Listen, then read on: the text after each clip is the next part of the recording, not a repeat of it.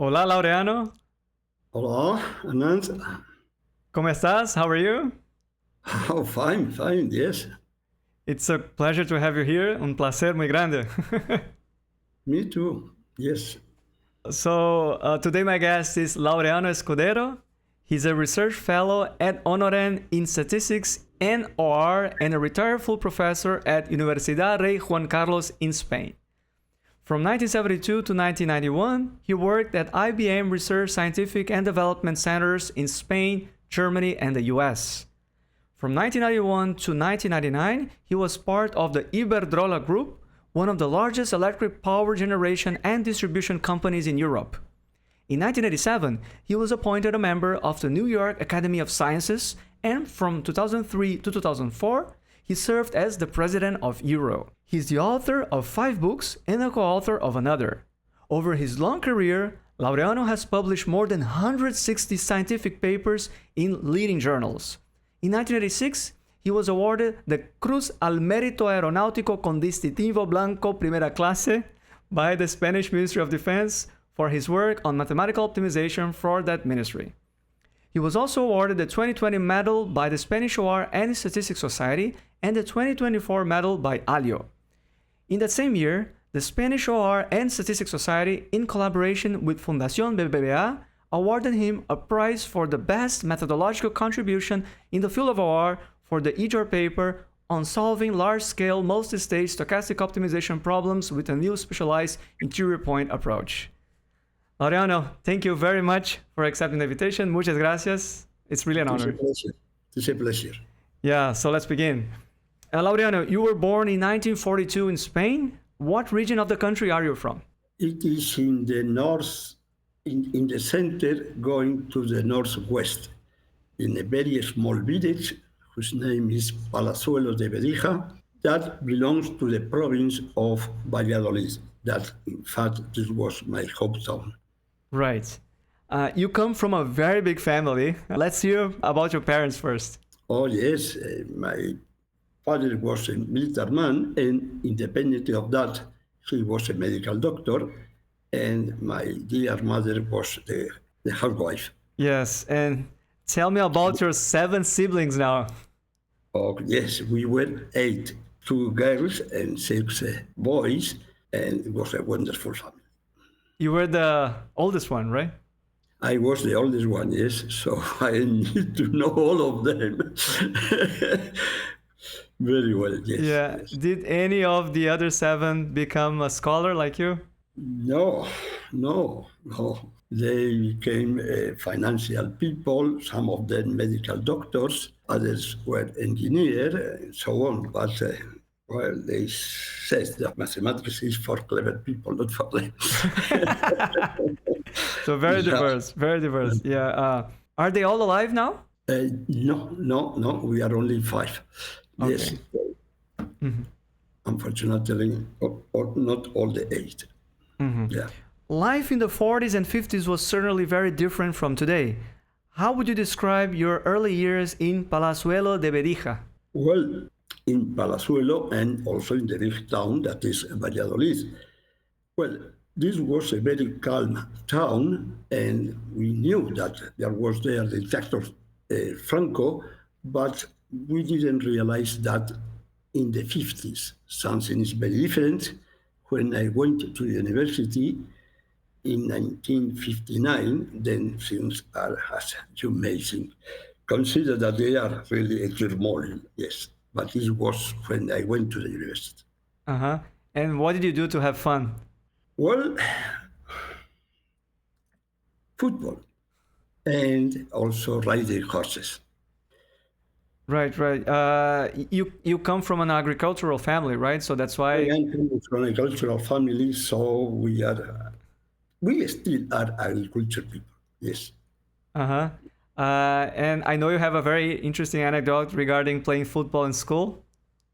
Oh, yes, I like very much football, and someday it happens that somebody made a fault to me, and I needed to go to the penalty and throw in the ball, but very nervous, the ball was just there for the goalkeeper.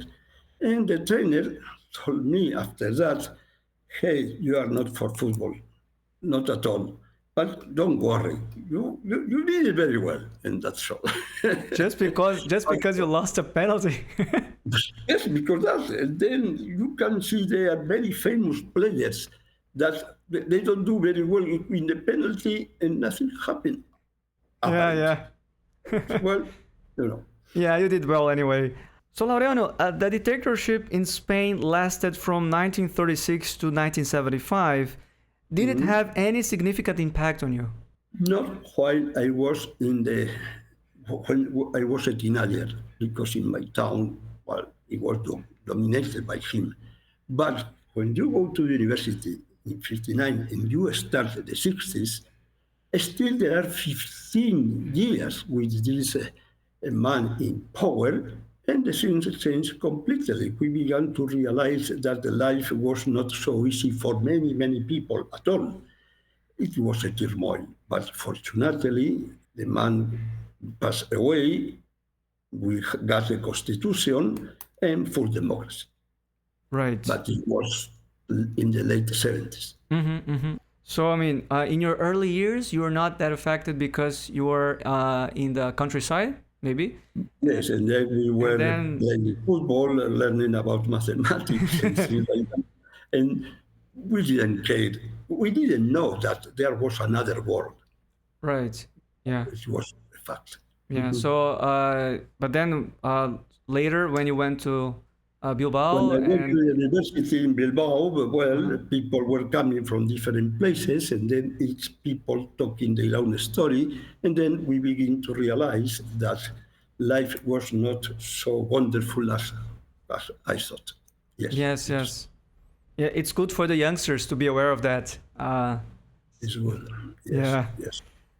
So what kind of music did you enjoy in those days? Well, I liked classic music, Mozart, Liszt, Handel, Beethoven. And I liked to read the pentagram, but I couldn't. Today, even I don't know how to read the pentagrams. And then you see people reading the pentagrams, it's wonderful, but it is too much for me. Yes. Like music. I can relate to that. And what about books? I like very much books, very much. Biographies of mathematicians. They are fascinating seeing how these people were discovering new things. Well, they didn't invent it, because I think they discovered, because the things are there, in my opinion. And biographies also about politicians, about the world wars, first, the terrible one, and the second. And lately, I like it very much the works about three wonderful maestros for me: Euler, von Neumann, and of course Einstein. And I like very much to read. But for me, the legend was Apatia.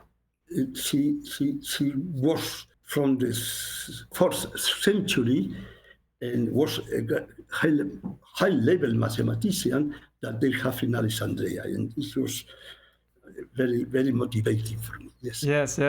You also took the time to read the Odyssey by Homer. Oh, well, Don Quixote and the Odyssey from Homero, if he existed, nobody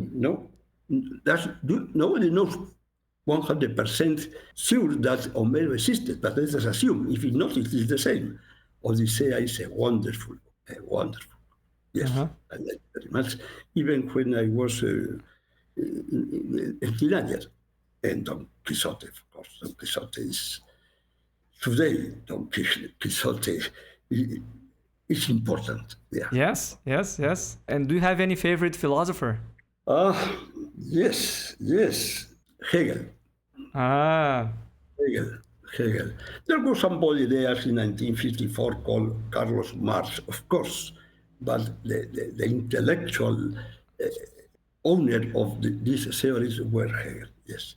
Also, I like to read about Friedrich Nietzsche, but it is completely different. Yes. Completely different man. But it was interesting to know about him. Yes. Very interesting. I see that you really appreciate philosophy, classical music, and were you particularly interested in any specific form of visual arts? Well, I am from Valladolid. There it is the Spanish National Museum. And of course, all of people that studied in Valladolid went to the museum, we knew by memory. And then, it is a sculpture.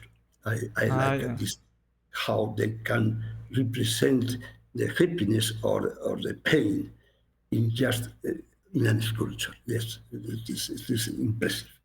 Interesting. So you're into sculpture. Very nice. You studied in a school managed by Jesuits, right? Yes, since I was a kid. I think I have no critics for them, really. Yes. And they only encouraged you to attend their private university in Bilbao because you were good in math. Yes, because they say, since you like trigonometry or you like this type of things, perhaps going to our university, and they talk about the university, that is Deusto University, you are going to be very happy there. And my poor father say, if they say that, let us go there. And I went, yes. Right. And so in 1959, you moved to Bilbao? 17 years old, the same week where I went to the university. It was 1 year in advance, but it was just 17. So in 1959, when you just turned 17, you moved to Bilbao to study economic sciences at the Universidad Deusto de Bilbao. How was your overall personal and academic experience at the Universidad Deusto de Bilbao? Well, it was a university that even passing an evaluation, after the first year, they made a very big decision for you. You didn't make it, they did it. Say, you are a very nice people, but you are not for this type of career, so you have to leave. Or they say, well, you did very well, let us go on. And for 1 year, you were meeting friends there that in the second year they were not. And it was a pity, but it was the way on which they selected the people. Yeah. Right. You had to choose between 3 groups of disciplines, right? So could you talk more about this? Well, there was the overall school of economic science have micro-disciplines, macro-disciplines, and other disciplines that are helping to both type of macro and micro disciplines. They were econometrics, and mainly they were statistics and operation research. Well, macro is important, micro is fundamental, but when you go to see quantitative things, you say, I did it, well, this is what I like to do.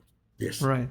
So you decided to pursue an emphasis on econometrics, right? On econometrics, in fact, statistics and operation research. I will say operation research, not only optimization, it is Q theory, it is also simulation, different type of disciplines.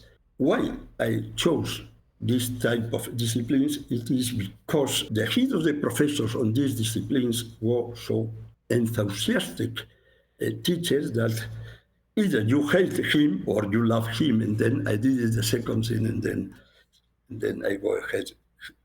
His name was Enrique Chacón. Yeah. So he became your advisor, and could you talk about the influence that your advisor had on you? Well, a full influence, because he was with me not only during my 5 years career in the university, but after that, he was introducing me. Later, we could talk about Martin Bill, Josh Danzig, Mike Powell, Kurt Spielberg, and others that for me were mythic people. And then he went there and said, let us introduce you one of my students and so on. And I think I could do good things or not, but his influence was even personal. It was completed.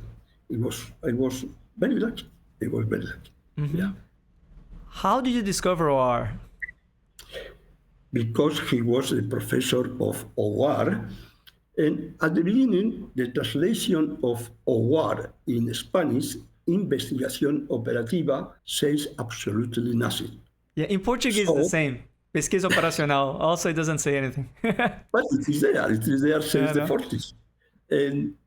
But once he began to talk about functions, constraints, variables, alternative solutions, you begin to see that it was something more than Investigación-Operativa that is absolutely nothing. And then I started and continuing, and it was fine. Yeah. Yes, and in 1962, the Spanish OR Society was created, and Enrique Chacón was one of the founders of the society. Yes. Could you? Three founders. One was Professor Sisto Rios in Madrid, Professor Torrens Ibert in Barcelona, and Professor Enrique Chacón in Bilbao. They created 63 years ago. They created the Sociedad Española de Investigación-Operativa, no statistics. Years after, they say, we have to put there statistics. And in Spanish, the first letter of statistics is the letter E. And the first letter of Española is the letter E. So they didn't change the acronym, but introduced their statistics. And I think it was very good decision. Very good decision, yes. At the beginning, we didn't know what was the society. I was at that time 20 years old. But step by step, I became more and more involved in the society, yes. It was good because I began to learn about other people that were thinking more or less the same on optimization and so on. Yes, it was very interesting. Yeah, that's fantastic. You graduated in 1965 and received an equivalent to a master's degree. Did you have to write a tesina as part of your degree? Yes, it was tesina was just working on something relatively new for 5-6 months. And I chose, because Enrique Chacón told me, go on that direction. I chose PERT. And PERT was CPM, but the duration of each activity was not just one parameter. There were several parameters, the lower bound, the upper bound, and so on. And then what happened with us? At the beginning, you don't realize that it is a mathematical optimization model for solving the solution. You don't realize that. But once you begin to think about, and this is what I did, you begin to formulate that as a mathematical optimization model with some special characteristics that, let me say, I exploit them, so I get some results and say, oh, wonderful. Now, I think it was not very important, but at that time, it was the first time to discover something that I didn't see around. It was tesina, yes. Yes. After earning your degree, you began working at IBM in Bilbao. Could you talk about your early experiences in the industry? The first experience was a bit frustrated, and I spent some nights without sleeping because they assigned me to help on a mathematical formulation and solution of something that the customer says that he has 40 plus objectives. I was learning that there is only one objective, perhaps a few more, and a lot of constraints, and then you have to look for the feasible set. But with 40 plus objectives, I say to my manager that I have no idea how to do it. And it was important because the first thing you have to do is listening to the user and asking the user to talk about. And at the end, it happened that he has 40 plus objectives. Of course, the objective was to satisfy some constraints. Otherwise, he was dead. And I said, oh my God, it is just minimizing the cost function subject to a set of constraints. Fortunately, with continuous variables. And we solved it, and then I thought that I did something very important. But at the beginning, I was almost destroyed. It was my first assignment, and I was going to fail. And then at the end, things went right. Yeah. Yeah, and could you talk a bit about your computational experience as a programmer and also running experiments in those We were years? the modeler, the data collector, and the programmer. And at the beginning, we were taught that we have to work on assembler. Assembler was tremendous because you were looking for each byte in the computer. It was a univac. After that, somebody came with something that said, I have a formulation translation. And nobody knew what he was talking about. He was talking about Fortran 2. And then things changed completely. You like to multiply a matrix by another matrix, just in one sentence you do it. In assembler, you need a lot of code. But in assembler, you know very well how the computer was going on. But of course, we modeled Fortran. We were very happy with that. Yes. Yes. After that came Tier 1. After that, well, C++. But the first thing was Fortran. And I have to a very well-known researcher in the US that he says, be careful. No matter what name you put there, it's going to be Fortran, always. He was exaggerating, but more or less, I think he was right. Yeah. So, were you walking up and down at IBM carrying punch cards? Oh, yes. The compiler was a box, a very big box with several hundreds of punch cards that work very well. But after compiling 10 or 20 times, these punch cards were going to not work very well. Some of them are broken or they are going to the floor. And then you have to stop and try to see what was there in the compiler because you have some help and trying to work again and again. It was a nightmare. Yes, at the beginning, it was punched cards. Yeah. I mean, you had the dictatorship going on, and you had to, really work as a trailblazer to operate computers and write programs, and it was very, very tough. Yes. I think that people nowadays, they don't see how lucky they are to be in a situation that is more favorable. Yeah, both in terms of society and in terms of practicality. Like they have a virtual computer because even in fact it is virtual in the sense that they don't see the computer. We saw every piece of the computer around. Of course, we needed a lot of time for producing models. It was good, but today is fantastic, of course. It's another one. You got married a couple of years after joining IBM, didn't you?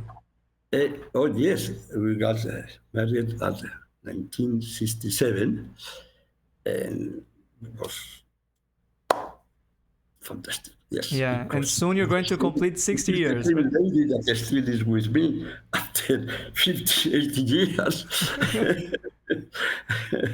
Yes. So around 1969 or so, you attended a conference in Eastern Europe, and you have a couple of anecdotes to share about it, right? Yeah, one of them was, since it was my first meetings, Enrique Chacón came with me, and he was introducing me to anybody that was around there. He was very well known, probably because always he has the same dress. He was a Jesuit. And somebody approached me and said, how you are doing with your gentleman? He said, oh, I'm fine. So he says, but this is a political commissioner. I say, no, not at all. Because he's dressing on that way. Yeah, but he's a Jesuit. He likes to show that he's a priest, and that's all. And the man said, what strange things happen in mathematics. Yes. Yes. And you met a lot of famous people there too, right? Yes, I met, was not many meetings around during the year, what means that a lot of people went to the meetings, and there I met somebody that for me was a legend, that was Joseph Danzig, was also there. Martin Bill, that he was both were lucky to help to the newcomers, and it was I felt fantastic, yes, because I was looking to the faces of people whose books I was reading, and it was a wonderful surprise. And I said, Yes. my God, Enrique Chacón knows all of them. Yes, yes. Yeah, I totally get it. You also met Mike Powell, Egon Balas. Nick Powell, Egon Balas, Flip Wolf, all of these people that I have the opportunity to interact with them over the decades. For the first time, I met them in this type of meeting. Probably they forget about me. I'm completely sure, but I never forget them. So, yes. Yes, very, very nice. In 1970, you began your PhD at the Universidad Deusto de Bilbao, Yeah. but that same year, you moved to Madrid. There, you continue working for IBM while also starting your studies in computer science at the Universidad Politécnica de Madrid. How was that even possible? It depends with the people that you decide to spend your life. She allowed me to do all of these things. Otherwise, it was completely impossible to work on a PhD. She says it was difficult topic later we may talk about. At the same time, getting this degree, because I was working for IBM, you need to have this degree no matter how you do it. And it was a new town for me, and it was difficult times, but I think we as a couple, we did it. Yes, yes. Yes. That's too much. That's just... So you owe a lot to your wife. Oh, yes, yes, yes. Yes. Plus, there were kids coming also during the process. And during this process, two kids coming when we were in Bilbao and San Sebastian, they are Basque, and the third one came a few months earlier of my PhD defense in Bilbao. So when I get the doctorate, we have 3 kids. And still we have 3 kids. Incredible. Well, you are a bit in tension. That is, you are not in a calm situation, you are a bit in tension because you have the new job in Madrid, also with the same company, working on the thesis, at the same time trying to get a degree in computer science. So these 4 months, mainly the first 2, but 4 months were months that if somebody living with you accepts that means that she's going to accept a lot of things. and we did it, yes. Yeah. I assume you did not sleep very much. No, not even now.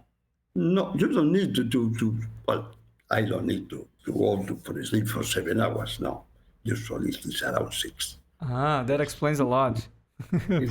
It is fine, yes. Yeah. You earned your computer science degree in 1972. The same year, IBM created a center at the Universidad Autónoma de Madrid, right? Yeah.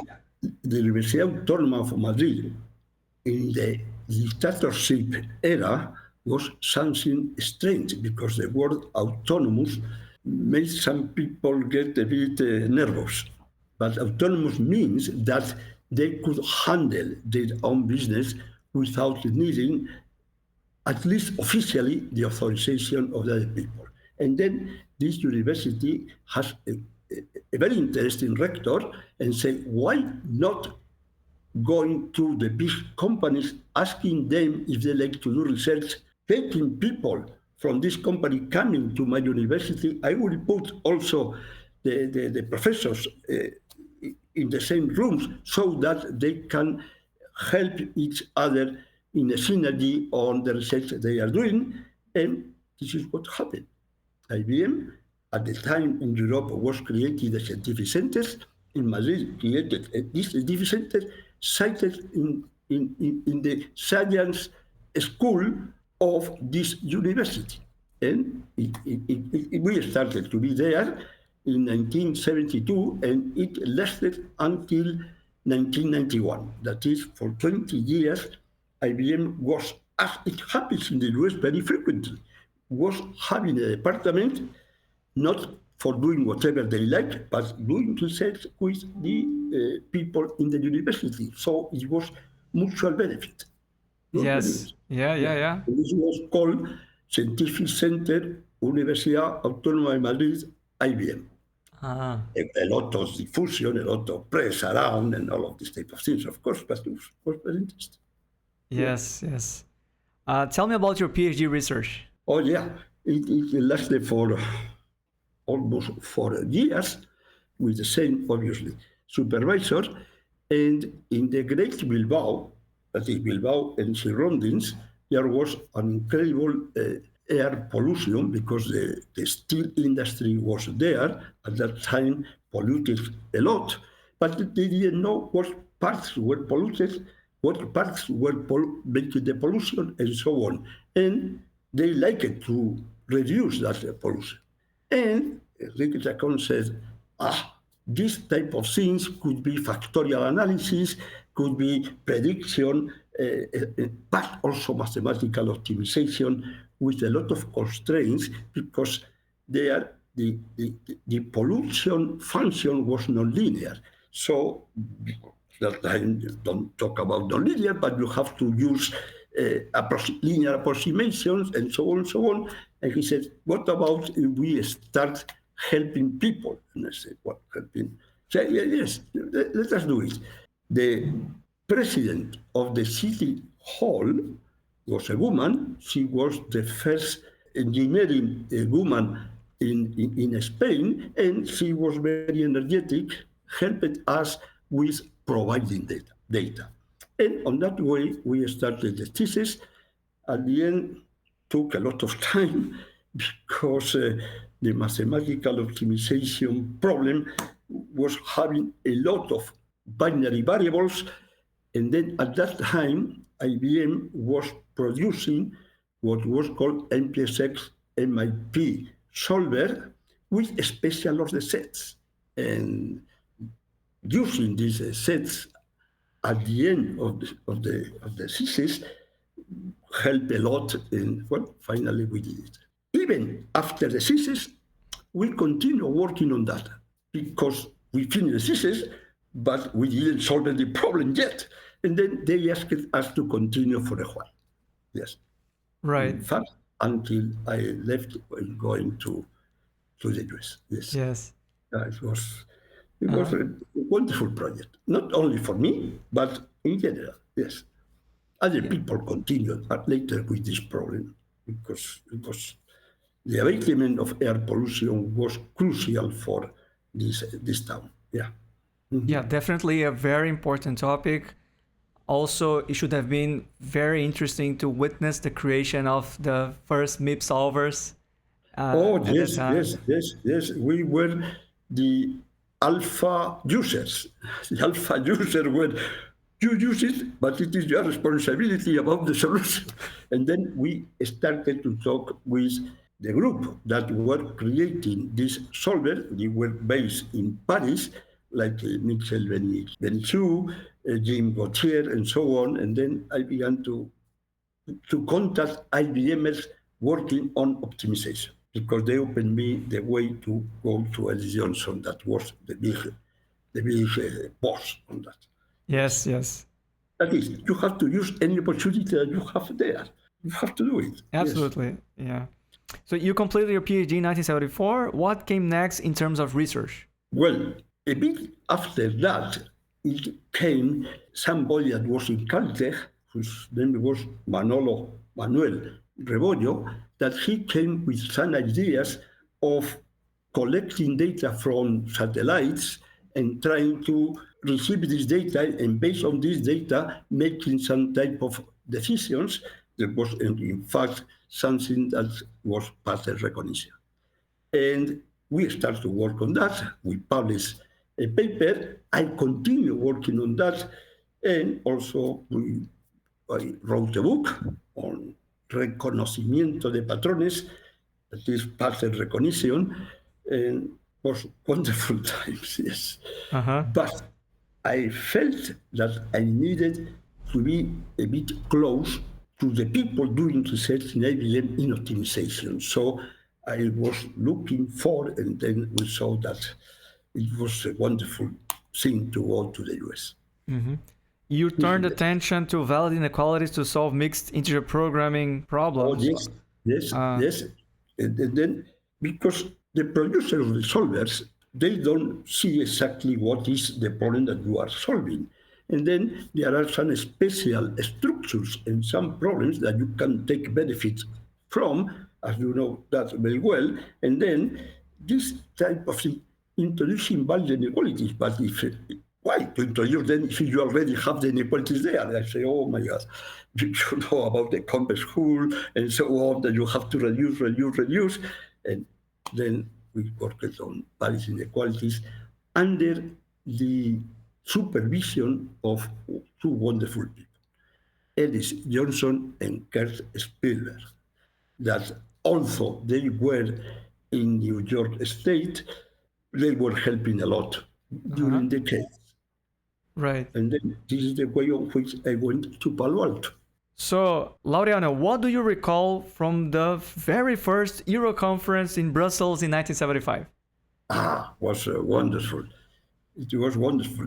Not too many people went there, but at that time, Hans Zimmermann was very well known in Europe about the fuzzy sets and so on. And then he sent letters around saying that we should create an association of societies. And we say, oh my God. But he asked us, and we went there to Brussels, and he says, I will appreciate you tell me if I am wrong or not. I would like to create an association of operational research societies.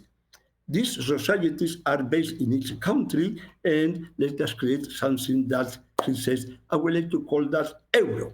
Nothing to do with the currency. Yeah, I know. It was in 75. And we started in that way. Then this was the first Euro conference. The second was in 76. It was in Stockholm. And more people we were there. There were several hundreds. And it is started like that. And now we are celebrating the 50th anniversary. Yes, yes. Yes. But some people say, you are celebrating the 50th anniversary. How you say that Leeds is the conference number 34? It should be the conference number 50. No, because 2 years we have the Euro conference. The third year is not an Euro conference, it's a conference with IFORCE, because IFORCE is a triennial, as you know, a triennial event. Then the year that there is an IFORCE conference, there is not an Euro. And this is the reason why Leeds is the 34th conference and not the 50th conference. Yeah. Yes. And then now Euro has 31 countries, and you say, but how many countries are in Europe? Yes, they are all European countries, really all, plus Tunis, plus Turkey, and plus South Africa. Since the very beginning. Yes, it was Hans Zimmermann idea. Saying, South Africa is very close to us. Also, there are thousands and thousands of kilometers. Let us invite them. And he was very famous. They say, oh yeah, why not? And this is why we are 31 countries. Yes. Very interesting. I spoke with Dominique de Vera recently, and he was also there in the very first edition of the also there. People from Paris were also there. We're not too many, but 50, 60 people sure. Yeah. And we started. Now, he told that it was very cold, so people were forced to stay in, and Dominique has a very good sense of humor. Yes, he was also president of Euro. Yeah, like you, sure. Yes. So you moved to Palo Alto, California in 1978 to work in an IBM team closely connected with a group of George Danzig. Did you guys become friends, and do you have any anecdotes to share about him? Yes. Well, George Danzig have many, many friends, of course. And I was one of the people that I liked to be very close to him. And probably I liked him, but we were closer and closer. And in IBM Palo Alto Scientific Center was located in Page Mill Road, that is just corner to Stanford University campus. And they were promoting that you may have relationships with some of the departments in Stanford. And fortunately for me, my group in Palo Alto Scientific Center has close contacts with the Templeton building, that is the building where it was the OR department of George Danzig. So they came very frequently to our place. We went very frequently to there, and we have different type of contacts on linear and non-linear optimization too. And I don't know, well, people of my age know that when we were typing the computers, they were making a lot of noise. And you have 10 people in the same room, the noise is incredible. And we were always typing. And someday he was coming, because he was very calm, and say, "What are you doing? You are making a lot of noise. Stop from time to time, typing in the computer and think." And people say, "Oh my God, what he says that because usually he means." But the important thing is that he was right. Think, and later begin to prove. Don't try to prove and later thinking. And it was his message, yes. Uh-huh. In this group was very good people like Walter Murray, Philippe Gill, Margaret Wright, Mike Saunders. A gang of four. Yes, the game of they were called the game of four. Yes. And they have some program called SUMT, S-U-M-T. That was just the starting of people having nonlinear optimization in a package. Yes. Uh-huh. And do you remember the George Danzig's reaction to Karmarkar's algorithm? Oh, yes. At the end of my stay there, I liked to be there 1 year more and try to see what happened. At the beginning, well, people were a bit skeptical. He was not skeptical. No. He said, "What a pity that I cannot confront both approaches." I mean, he was not skeptical at all. People around was, but he was not trying to, because at that time we didn't know too much about the interior point methods, and because it was the real beginning. But he was not skeptical. He liked to put together both ideas and then to see what happened. And then later I realized that this never happened. I don't know if someday Narinda Karmarkar and George Danzig have lunch together or not, but I presume that not. Right. I like to confront ideas and try to see what happened. He says something interesting. Be careful, because at the end you have to. It's the famous crossover. Say, be careful. At the end we need to have basic and not basic variables. And with the time coming, we realized that intuitively he was right on that. Yes. Well, he was a genius. Very interesting. So after returning to Madrid in 1980, you started working on mixed integer nonlinear programming, right? I was trying to work on this integer program. Sometimes the code that I produced using routines from many people around were doing well. Other times, they needed to be improved. But yes, it was my nonlinear optimization times. Based on what I learned, I was always learning from the people in Stanford. Right. Well, they were talking about continuous. I was coming from the integer optimization point of view. I like to put together both things. I have some type of range and bound tool that I produced, and well, sometimes we're doing fine, but it is very difficult because it depends how is your nonlinear function.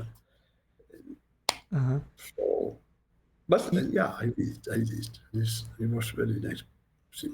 Mm-hmm. And you witnessed the creation of ALIO firsthand in the early 80s, didn't you?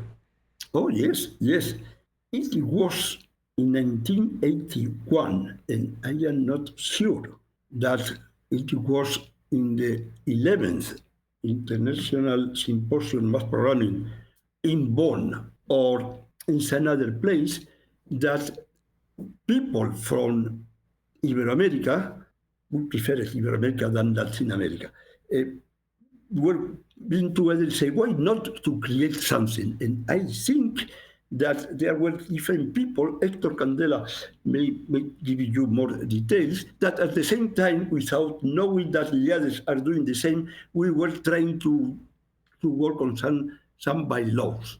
Whatever is the situation in Rio de Janeiro is when the whole thing started. Nelson Maculan was really a brute force in going there, and it was there. Hugo also colleague. Andrés Weintraub too. Andrés Weintraub, and people that already passed away, like Clovis Gonzaga, Julian Araoz. At the end, no matter with what bylaws first rating, the fact is that ALIO was created.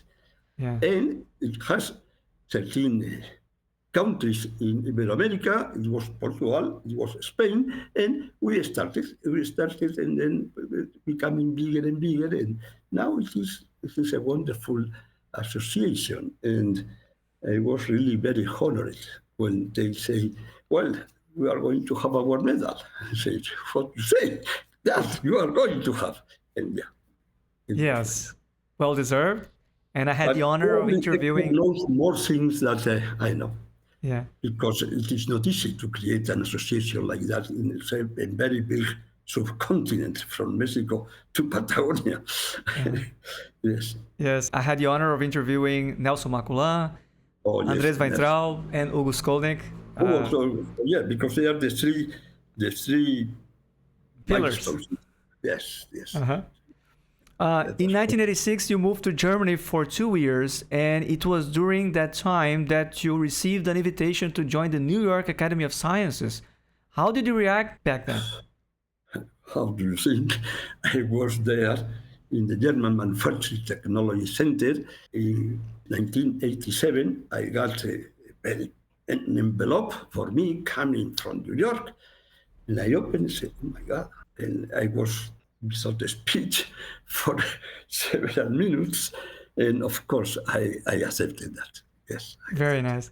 Did you have the chance to work with Martin Grutschel, Manfred Padberg, and all those guys? Oh, yes. Manfred Padberg was in our house from one day and another. When we were in Watson Research Center, we were living in Greenwich, south of Connecticut.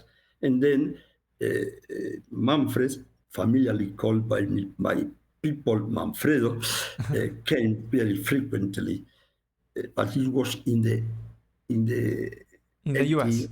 In the US until 91. He was in the Stern University, but I met before meeting him.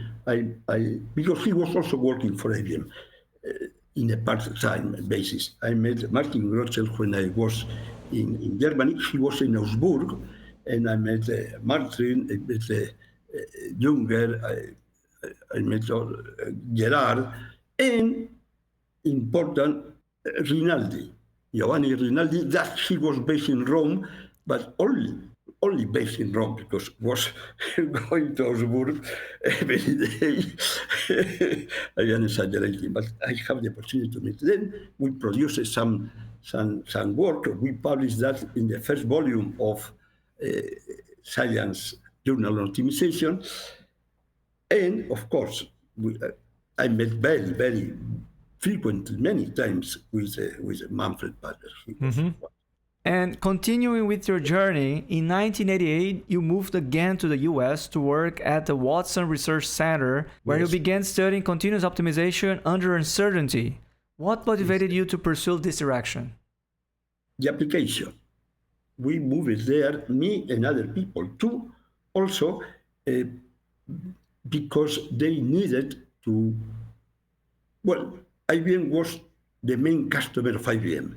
And then when they have a real problem, they put people together trying to solve that. And then at that time, the manufacturing division was enormous, with a lot of plants all around the world, with a lot of pieces for the computers and so on. And they needed something that they call implosion tool. And they realized that during planning for the next 12 months, 52 weeks, was very difficult because they needed scenarios. So at that time, Roger was spending and staying there because Roger Watts, I think it's important to. In this type of research centers, a lot of people is coming, spending there several months, living and so on. And he was there, and we tell him, we knew him very well, but I never thought that we were going to talk to work with him, that we have this problem. And he says, oh, come here. And then for several months, we were working together. And finally, we got a multi-stage stochastic continuous linear tool for planning the type of parts of computers, depending on what computers were going from one factory to another until the end, assembling all of that. And then this started a friendship, really friendship with Roger and Maria, his wife, that lasted until 3 days ago. And he came to Spain, he was giving talks here and there, and more genius you are, more open you are to people that like to learn from you. And he was like that. Well, during the last years, he didn't attend the meetings because he was sick, and they told us that he passed away. Yes, he suddenly passed away. 90 years old, almost. Mm-hmm. Yeah. Yes. It is how we started. Right. And I left the Watson Research Center. In fact, I left IBM. They continue with implosion tool, and I presume now they have no factories anymore, like they were. So implosion tool does not exist. But for many years, they have this, changing one version to another. And at the beginning, they contacted the people that we produced that. Later, they decided to start again with more information and so on. But it was a very interesting application. Mm-hmm. And IBM have the biggest customer was the same IBM. Yeah. Right. Before we continue discussing your work on the topic, would you mind providing a brief overview of stochastic optimization from its origins up to that point in time, if it's not asking too much? I think you are asking too much.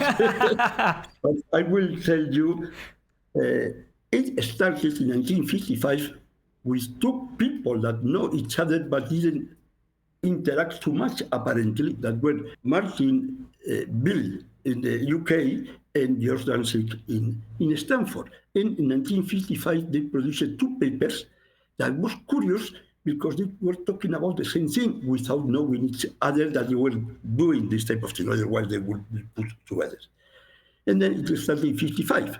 Something that people don't know too much is that in 57, somebody by the name Herbert Scarf started to work on the famous, without the name, new vendors problem under uncertainty. And then he began to work on that. He published that in an internal paper in the Rand Corporation, but it was 2 years after these other people. Then in 1958, it was something very important. Arnold Charnes and Bill Cooper in Miami Insiders have a paper that was called Chance Constraint, that later was renamed as First Order Stochastic Dominance. But it was in 1958. And nothing happened during the years, as far as we know, until George Danzig had a PhD student whose name was Roger Watts, that in the 60s, Roger was a theorist. We need people working on theory.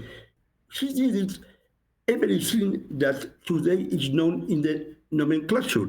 He talked about stochasticity, he talked about non-anticipativity constraints, and so on. And he teamed with another genius that is Terry Rockefeller. In 76, they began to talk about duality theory in stochastic optimization. and so on. And then after that, it came in the 80s, somebody by the name Mario Pereira, that he has real problems and he needed to solve them, and he has scenarios, but some of these scenarios are good or not good, and something, and then he created the stochastic dual dynamic programming in 1989. He published in 91 the paper in mass programming, and I read the other day that people in your country close to Mario, because the name of Mario was in the paper, were putting their risk-averse measures. In fact, the conditional value at risk. I need to know a bit more because I read that a couple of weeks ago. But the important thing is that in 1991, Terry Rockefeller and Roger Wells created an heuristic algorithm, well, an exact algorithm, but we use as heuristic that was called progressive hedging algorithm. Yeah, and this was both Terry and Roger. Passed the years, and in 2000 happened something that for me is incredible. On one side, it was Terry Rockefeller and J.F. working on something that they call it conditional value at risk. The value at risk was taken from the finance people.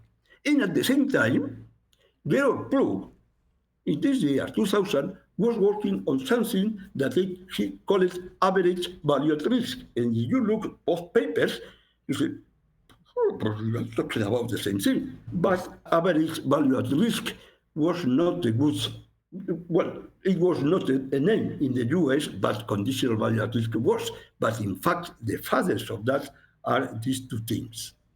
And after that, in 1969, I was forgetting, it was the first algorithm produced by Roger Wells and Robert Van Slyke that was called L-shaped algorithm. And then after that was a lot of people, perhaps. But the origins were that is, in all of these things, always Roger Wells was there. Yeah, one interesting fun fact is our group is currently collaborating with PSR, which is the company by Mario Veiga Pereira. And yes, we're collaborating with Joaquin Garcia. He is the head of research there. And this is part of the master's work of a student called Yuri Rocha. He's working under the supervision of my colleague Teobaldo Bulhões, and he's coding right now a progressive hedging algorithm. Good, very good, very good, very good. Very interesting. Well, of course, the implementation of this type of algorithms take a lot of time. Yeah. You need to know what is the model that you like to solve and taking benefit of that structure. But yes, progressive hedging algorithm is very interesting. Yeah, you're right. Yeah. So in 1991, you left IBM to join the Iberdrola group, returning to Spain once and for all. You also had a part-time once-a-week appointment at the Universidad Complutense de Madrid. Yes. And during the 90s, you primarily focused on multi-stage integer stochastic optimization, right? Yes. I started in the 90s working on multi-stage. Yes, because the real problems that have Iberdrola were not only two-stage, they were multi-stage, and we were a bit alone because always we have 0-1 variables and continuous variables. Yes. And in Universidad Complutense de Madrid, that is the biggest university in Spain, they have a very good department of statistics and operation research. And also I was working there only on Fridays. In fact, I was working there on Mondays, Tuesdays, on Fridays by night. And I have different PhD theses there, in fact, 4 during these 80 years. And there we produce things, yes. Right. And were you able to deploy any stochastic optimization-based solutions in practice at Iberdrola? Oh, yes. I have different positions there. During the last 3 years, I was the manager, not the director, the manager of the decision support engineering systems, what means that we were exhausted but producing a lot of models, a lot of algorithms, because this company still is one of the biggest in Europe for generation and distribution of energy, and then they have hydro, nuclear, thermal types of plants, and they have a capacity expansion planning, unit commitment, and of course they needed solutions. And then there you have to give solutions, otherwise the department is not used. And we did it, a lot of applications for the energy sector, but I was exhausted. My family was also exhausted. And at the end, we said, okay, now the department is well established, but I will step down. I continue as advisor of them, but not, but in the university. And then I went. Yeah, you're going to talk about this shortly. Yes. Yeah, and also in 1991, you became co-editor-in-chief of Top, the flagship journal of Spain, a role you held until 2000. What's the story behind the journal's creation and early development? Yes, SEIO, that is the Statistical World Society, was going up and up and up, but still we continue with a journal in Spanish called Trabajos de Estadística e Investigación-Operativa. But only the readers were people that learned Spanish. Then Trabajos de Investigación-Operativa was created independently of Trabajos of Estadística, but it was the same. It was a very local journal. And then we decided, after a lot of discussions, even when I was in Watson Research, what sort of research center they called me and so on, that we needed two new journals. One called Test for Statistics, the other Top for Trabajos in Operation Research, but in English. And this is natural to say that, but in 91 was a turmoil. A lot of people liked it, other people not, but at the end, we needed 2 years for producing the first volume in 1993. And then we continue there. People began to accept to write only in English if they like it to publish in Top. And then in 2000, it was very well established, and then we changed. We changed every 4 years, except for the first time that I was there for 80 years, or in fact 10 years, but publishing in 80 years. Yes, it was thought that took a lot of time, but finally we did. And in 2000, you were hired directly as full professor by the Universidad Miguel Hernandez de Elche, leading you to leave Iberdrola. How did that opportunity come about? Well, I was working for different universities in Spain, not only for the Complutense or the Politécnica. I was working also for the Basque Country University, and I was exhausted in Iberdrola because I was exhausted. Mm-hmm. And then the family decided to change, and then let us go full-time to the university. But I don't know if it happened the same in Brazil.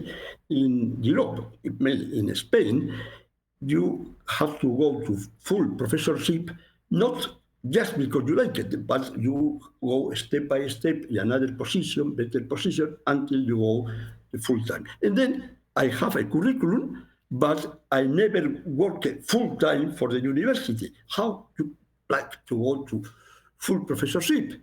And I did it. And then some friends in the university told me, hey, you can do something. Go to the CRUE. And the CRUE is Conferencia Rectores Universidad Española. These people have a lot of autonomy, and in the bylaws, they could give you, if they think your curriculum is okay, the so-called venia docenti, what means that you can go to apply, otherwise they can hire you or not. You can go to apply for a full professorship position. I said, oh my God. But we did it, and after a few months, the CRUE decided that I am able for having the venia docenti. Apparently, nobody was asking for that because people were not doing that. I did it, and then I applied in this university, and I started my full professorship. Then doing research with calm, not the turmoil in the company. Yes. Good for you. Good for you. Yeah, and Egon Balas received the PhD honoris causa from the Universidad Miguel Hernandez de Elche not long after you joined the university, correct? Yeah, because I thought that in this university we needed to have a wonderful honoris causa doctorate. I went to Egon. Egon liked it very much.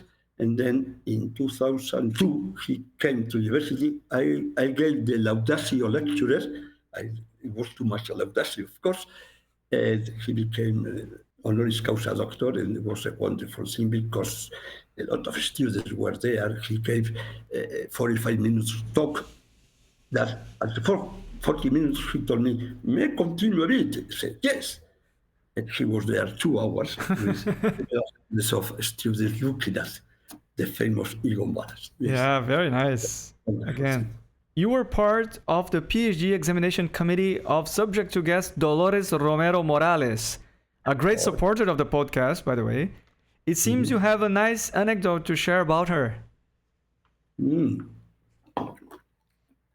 It reflects how Dolores is.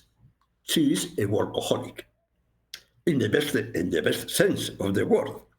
So she was from Sevilla. She went to Rotterdam. I was in the evaluation committee of her thesis, and after that he went to Oxford, and so on. Now she's in Copenhagen, and we have a pressing paper that we needed time to finish. But she gets married. And I said, my God, then for several weeks, forget it. And then she went in honeymoon, and they passed to Madrid. And she told me, hey, I have here Mike that likes Madrid. I will put him with my aunt, and then I will go to Alicante, was where we were living. And then there I will arrive Sunday, tomorrow, early in the morning, and we will work. And we finished, I came back. Effectively, she came. And in the morning of one day, we began to work during the morning, during the afternoon, during the evening. I was tired, but we continued working for the whole night. And my wife was coming to give us coffees and try to see what happened. This is my interpretation. And the next day, after breakfast, she took the train back to Madrid. When she arrived to Madrid, took the husband, and they could continue the honeymoon. I talk about this story several times. Sometimes she is there, and she is asking me to continue talking about. And this is the reason why I am telling you that. But tell you how she is. She's wonderful and workaholic and very clever. And of course, paper, after one small revision, stochastic dominance, by the way, were published, yes. So she got married and spent the night with you in her honeymoon. Exactly. We had to talk about the details, but exactly like that. And after being with me the next morning, she was very tired, I presume. She went with her husband. You say that it is completely correct, but you hide some information. Yeah. Very nice. Yeah. So you became president of Euro in 2003. What were some of your main initiatives during your term? Well, it's curious that Euro was created, but legally did not exist. We were trying to create Euro, and we didn't know in what country. And during my term as president, it happened that I worked on that, but could be somebody else too there. And then in 2003, finally, Euro, from a legal point of view, existed. And the bylaws were deposited in Brussels, and everybody said, well, at least we have some legal support. Exactly that. Well, this was one thing that happened when I was president. The other thing was, it was important, and it is important, the Euro working groups in Euro. And the Euro working groups, at my time, there were only 5. Health, location, MCDA, only 5. And then we needed to press for having more working groups. Today, there are 30 plus working groups working, and they're very important because we have our own meetings besides the full meeting with everybody. And then also we helped to the people that were working on the conferences. One was in Istanbul, and the other was in Rhodes.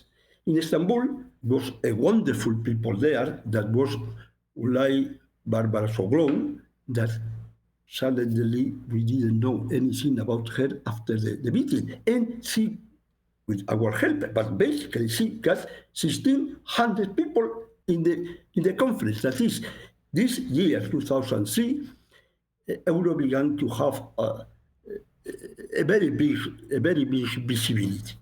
And some of these things are due to the people that were organizing the conference. In this case, Gulay, yes. Yes, the 2 years went out very fast. Yes. Yeah, but glad to hear that you had an important role in improving the visibility of Euro and get was trying to get because you are nobody if the presidents of the 31 Operation Research Societies don't like to go in the same direction. And this was one of the most important tasks. Now returning to your research contributions, could you discuss your branch and fix coordination algorithm, or BFC, which was developed in the 2000s?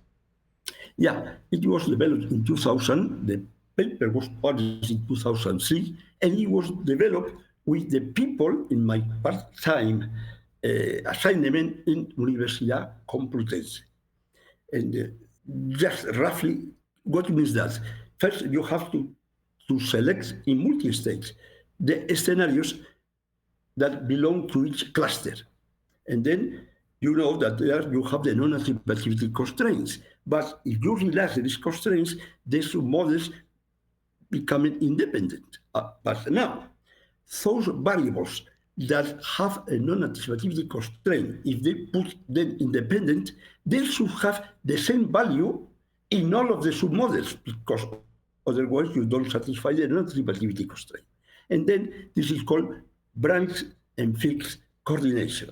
That is splitting your model, relaxing the non-anticipativity constraints, but when you are doing branch and bound in each of the different scenario clusters, you have to be very careful that variables that should have non-anticipativity constraints that now is relaxed, they get the same value in the same direction.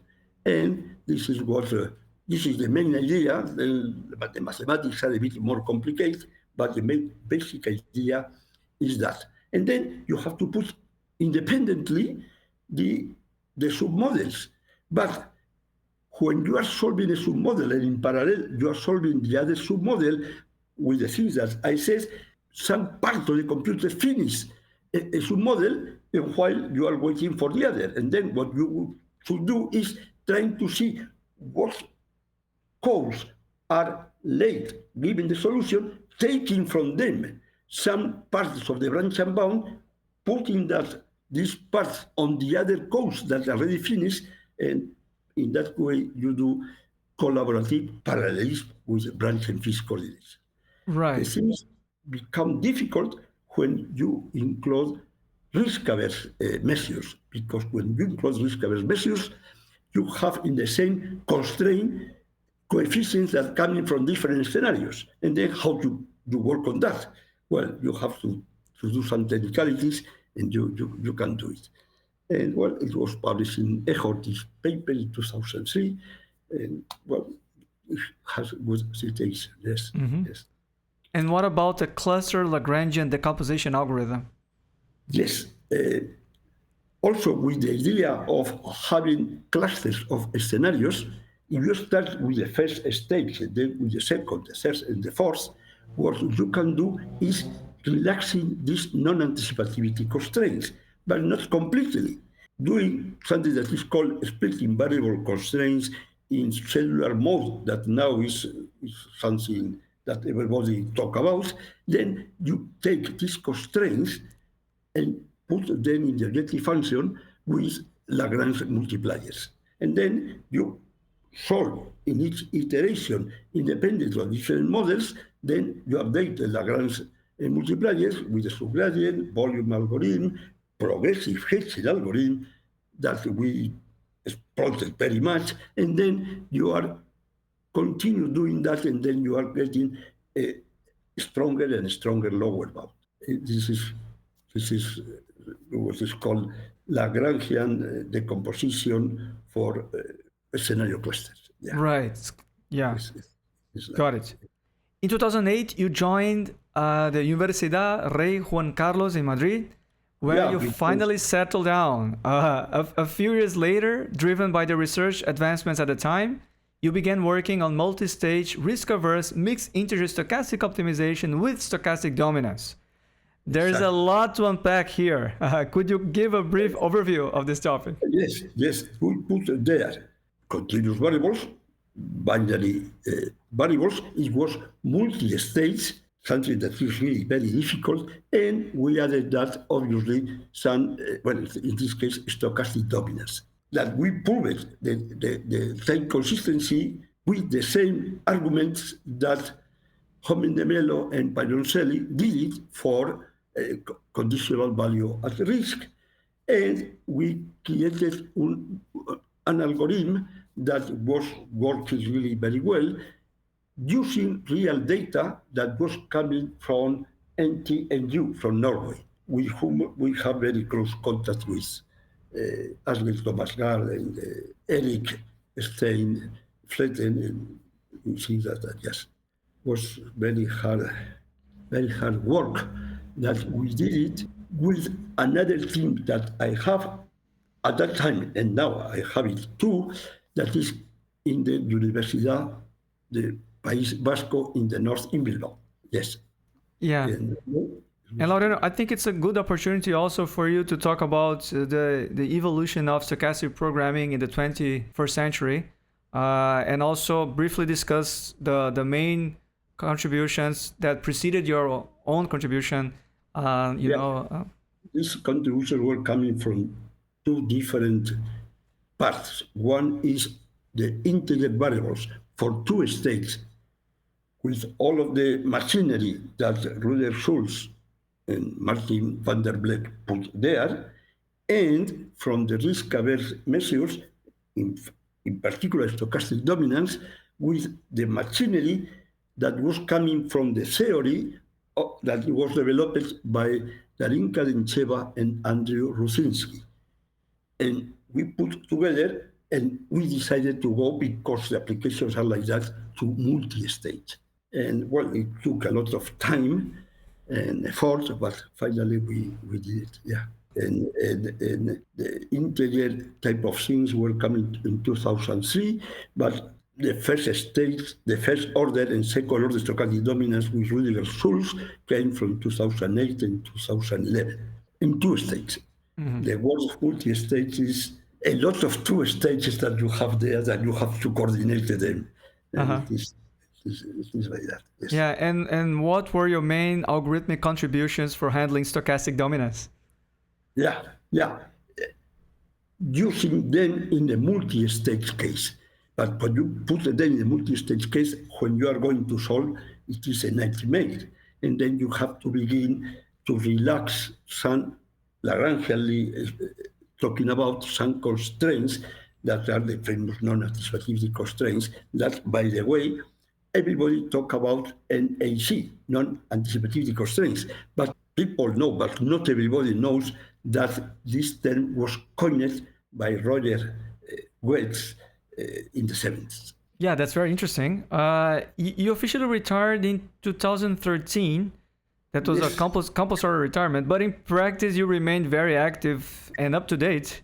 The following year, you began studying distributionally robust optimization. Could you provide a concise explanation of this topic, also highlighting your contributions? Yes, I always use what the other people is doing.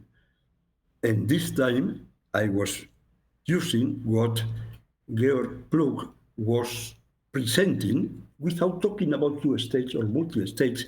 He presented the ambiguity sets. That is the following. Let us assume that you know what is the probability distribution that is following some uncertain parameters.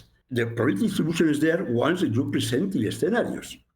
But what happens if this is not the real probability distribution?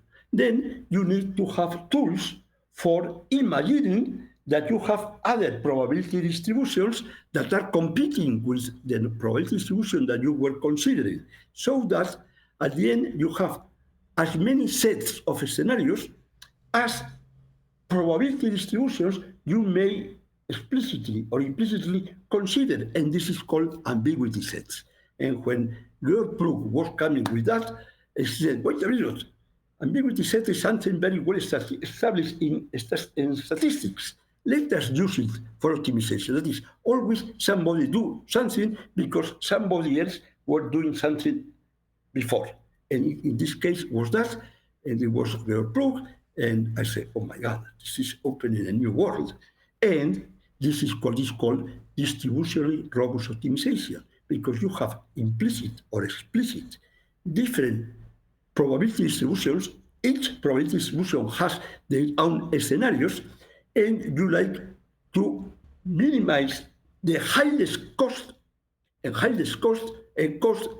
expected cost depends on what probability distribution you are considering, and you like to minimize the highest cost among the different probability distributions. And then there you may have a lot of things open. Are you going to use explicitly the probability distributions, or you are going to consider a ball with all of them, and then you have there two schools? Our school is considering explicitly in the constraint system the scenarios in each ambiguity set. That is, that in each probability distribution that you are considering, and when you introduce risk-averse, for instance, stochastic dominance, then the stochastic dominance is for avoiding the negative impact of so-called black swan scenarios. So the stochastic dominance risk-averse functional should be applied only on the member of the ambiguity set that is given the highest cost, something that in advance you don't know. So you have to introduce there some type of non-linearities, in fact, separable quadratic functions, additionally to what you were talking about, and then you have to use the Fortes inequalities or Markovic inequalities to introduce new variables. You make this being linear and so on, and this was basically our contribution. That is, using explicitly probability distributions, and in the DRO, distributionally robust optimization, which is ambiguity sets, doing risk-averse with stochastic dominance. As a matter of fact, the other day, it was 1 week ago, we submitted a paper on these type of things, and let's see what's happening. Yeah. My concern is that things are getting increasingly complicated, and it can be a bit... It's very complicated, because when we talk about the uncertainty, it's like that. Yes, yeah, it is getting complicated. If you go just put then you all of these things, but if these things are coming to you after 1 year and the other, then things still are complicated, but not as complicated as to go there. Yes, yeah, I got it. There. Right. The important thing is this is, it happened to me, but I see that it happened to the others. They contribute, but based on other contributions of others. Yeah. And this is very important. But it's all fascinating work for sure. Yes. And Laureano, solving bi-level and stochastic optimization problems independently is already challenging. What happens when you combine both, as you did recently? The first thing is saying we cannot do it. We cannot do it. But we did it. We did it with other team that is now in the south of Spain, in Cadiz, just south. And we did it. We didn't put it there, of course not, distributional robust optimization. We put there stochasticity and bi-level, that is the Stackelberg games, with not only the model, but with a contribution on the stochastic nested decomposition for decomposing this big problem. And by the way, part of the things that we were doing were coming from two sources. One is John Birk, that he published a wonderful book, but not only that, he was also working on stochastic nested decomposition, and the other is coming from stochastic dual dynamic integer programming. That is, adding the word integer was not Mario, because Mario says continuous enough, but was coming from somebody that already passed away, very young. He was very young. It was Sabir Ahmed from Georgia Tech. Taking of this type of instruments, we worked on that, and finally Igor published the paper. Yes. At some point, you guys are going to combine bi-level with distributionally robust optimization with multi-stage and, and I don't know. This is a dream. This is a dream, but we have to go slowly because it's okay. Anything in stochastic optimization, if you put there bi-level, it's very complicated. Yes, I can imagine. We didn't put risk-averse and bi-level together, not yet. I say no, yes. Yeah. And so there's an interesting anecdote about your award-winning paper on block IP risk neutral solver capable of handling problems with millions of variables and constraints. Would you mind sharing it? Yes. Reality is that uncertainty is very difficult, and sometimes you need to put there scenarios that are translated in hundreds of millions of variables and constraints. It is the big data type of things. And then you may use interior point methods for stochastic optimization. This is what we did it. Then you need to formulate things that the Cholesky factorization is not too much dense, and so on. And then you have to show to the others that in this type of very big problems, their contribution gives the same optimal solution than typical solvers, and also with a strong reduction on computing time. And in these problems, simplest version 22, the latest one, needed a lot of time.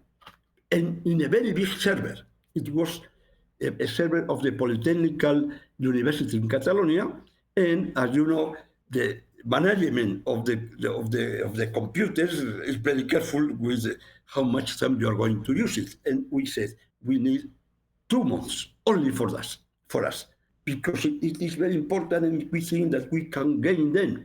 And they said no. And then one of the members of the team, he is in the Politécnica University, Jordi Castro, I don't know what type of convincing arguments when he came back and said, "Hi, we get it, the server for us." I don't know how, but of course we didn't ask. And he says, "But let us see if the solvers take 53 days, and we get only 50 days." No, we did it in one day, and then this was published in EHOR in 2023, and SEIO and the foundation of a big bank, BBVA, gave a premium on the best methodological approach. It is true, but we always ask to Jordi, how you did it? And he said, I will do the same of what we are going now to do it, because now we are putting in this type of models risk-averse. And my God, if he's coming back and still the management is the same, he's going to say no. Who knows? But in fact, 53 days having simplest working day and night without interruption, I never thought we can do it. Yes. He did. Yes. Remarkable. It's a remarkable achievement. Yes. So Laureano, what have you been working on these days? Well, these days I was working on 2 completely different things. Well, 3 things, but 2 of them are already finished because we already submitted the paper for publication. Let's see. One of them was with the Bergamo team, where it was Francesca Maioni and other wonderful people, woman, by the way. Yeah, I interviewed Francesca. She's wonderful. Yeah. Well, you know her. Yeah. And Giovanni Micheli, that is working with her. And we have multi-horizon problem with uncertainty and stochastic dominance as risk-averse for the typical case on which is RES, where you have renewable energy system planning, and this is what the multi-horizon, that is one things are by semesters, other things are by days, with stochastic dominance risk-averse, and using a heuristic that we call SFR3, scenario, variable, phasing, and variables integrality and constraints, iteratively reducing the relaxation works, and it is there. This is one thing. The other is with the people in Bilbao. Always we are coming to Bilbao with the Universidad del País Vasco in cross-docking. For instance, let's say today is very famous, Amazon have a lot of trucks that are coming, then they go there, they consolidate the things, and then small trucks are leaving with the small packets and so on. This is called in the literature cross-dock. Then we are working on cross-dock door design with the things that I was talking about, but in a different context where we are exploiting the combinatorial structure of the problem. And we also submitted a very few days ago to a journal, and let's see what happened. And the third thing, and the last one, is again on interior point method on the same type of problem that we get this award, but now putting risk-averse, one version for conditional value of risk, and the other version is for stochastic dominance. And let's see what is the opinion of the computer management when we are going to ask in a couple of months, not earlier, that we need again a server for us. Let's see what happens. And this is what we are doing now. Fantastic. I'm amazed. I mean, you were 82 and extremely active, enthusiastic. You're an example for so many of us. And I'm really looking forward to what's coming next. As a leader, I work alone, always with teams. Yeah, I know. But still, come on. I mean, you were doing such a wonderful work, and you've been doing that for at least 6 decades. It's just mind-boggling. Wonderful. Six decades. Yeah. And Laureano, do you have any regrets? Not at all. I think me, you, the other people working in the university, we have the best, the most wonderful job in the world because we have a lot of freedom, even for doing nothing, unfortunately. But if you like to do it, you have a lot of freedom. And then no regret at all. Yes. The intellectual freedom. Don't ask my wife, but okay. No regret at all. Yeah. Yes. So yeah, intellectual freedom is something that we should definitely not take for granted. Yeah, I understand. Exactly. And would you like to conclude our conversation by sharing a few words with our young audience? Yeah. Well, at the beginning, it's difficult to go up and up in the university, but it pays effort because our job is wonderful. And the other thing that I will tell them is, see, the quantum computing era is coming. When it is coming, many of our algorithms that we see now, they are good, perhaps they need to be refined again. Then try to do it. When? I don't know. But putting all of these things that we were discussing during these hours with what at least I know that is related on quantum computing, it has to be extraordinarily impressive. And I think the young people should do it. Take whatever they know now that other people have been doing and say, okay, I know that. Now, tell me what are doing the qubits and begin to work using what we did, but with a different mentality. Yes. Let's see what happens in the future. Let's see what's happening from the technology, the hardware technology, and then from the using in computing, but could be wonderful. Yes, sure. Yes. That's all. Yes. All right, Laureano. Thanks a lot for your time. I had a wonderful experience talking to you. You were a wonderful person. I mean, full of stories and a lot to share. So really, muchas gracias. Thank you very much to you, because it has been very interesting hours. Yes. Thank you. So I wish you all the best in your upcoming endeavors, and stay healthy. That's very important. Take care. And if Yes. you're interested in visiting Brazil soon, just let me know. Yeah, of course. And I I'm hope to interested. meet you in person one of these days. Very Okay? good. And we can meet in Leeds in a couple of months. Yes? Yes. Who knows? Okay. Yes. Very good. Yeah. Bye. Gracias, Laureano. Bye. Ciao. Hasta luego. Hasta. Bye. Bye. Ciao.